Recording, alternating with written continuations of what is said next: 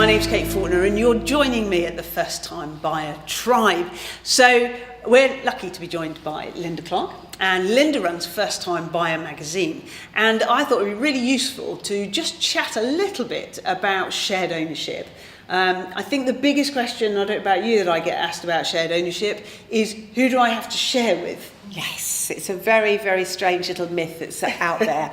You don't share with anybody.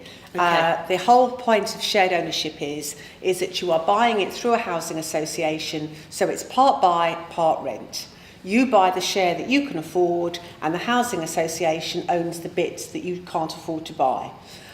Basically, eventually, if you want to, you can buy more shares, so you end up owning 100% if you want. You don't ever have to do this.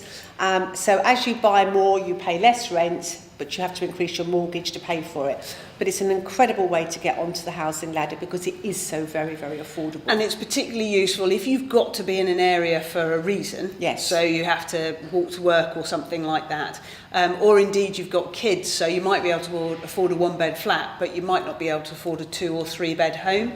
That's when you should start thinking Yes. that shared ownership might be an option. Absolutely. But important to note, it's only offered through housing associations, Correct. as opposed, which also do social housing, as opposed to the private developers. Yes, if you only like. through housing associations.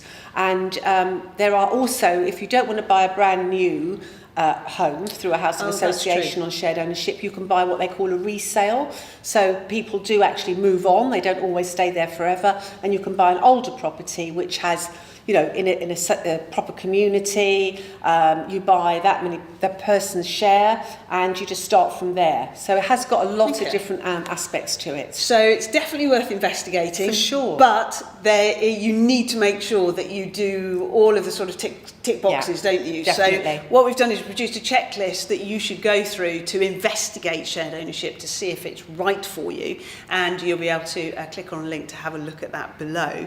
And then I think if you want to find a shared ownership, actually that's really easy if you decide it's the right thing to do, because you can just go on the normal portals. Absolutely. And you should be able to find I mean, new there's builds, so many out there. or resales, and lots more coming, which I don't think people appreciate. But in London in particular, there are lots more on their way. Might take you 3 years to save. Might do, but at least it's a 5% deposit again, so it is really cheap. Yes, absolutely. So definitely worth investigating. Don't always believe what you hear about the sort of good and the bad and the various things. Go and check out the checklist and have a little look to see if this is right for you.